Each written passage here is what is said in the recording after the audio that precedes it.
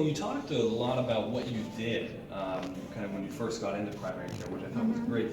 Do you have suggestions or advice for maybe new professionals such as yourself that was kind of looking for a change, or students that are coming up? Right.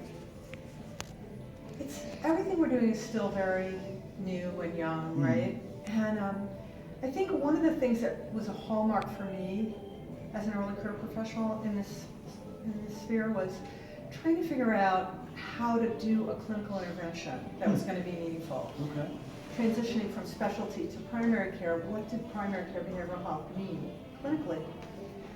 I think now we haven't like nailed it, but we've got like a really nice group of interventions that you can learn and do. And I don't think you have to like, reinvent the wheel there. I do think the question that we have yet to really answer is, are we effective?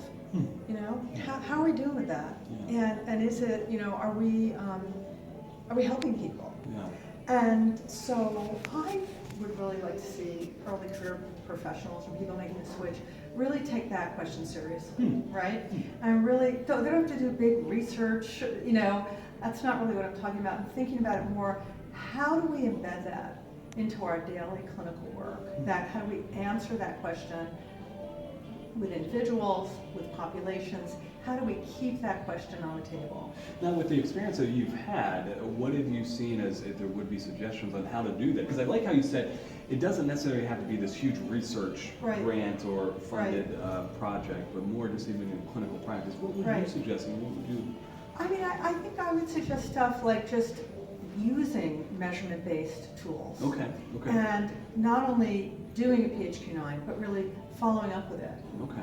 And finding out, and it's not, the PHQ-9 is not the be-all and end-all for everybody, but using a tool and following it through and saying, are you getting better?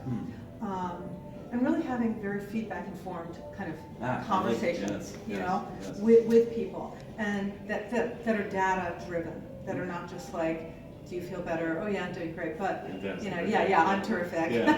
We can stop now, but that are really kind of data-driven, feedback-informed, conversations. Like that. So I'd like to see people, if they're going to be clinicians and not like program developers, I think that would be a really important thing to start taking more seriously.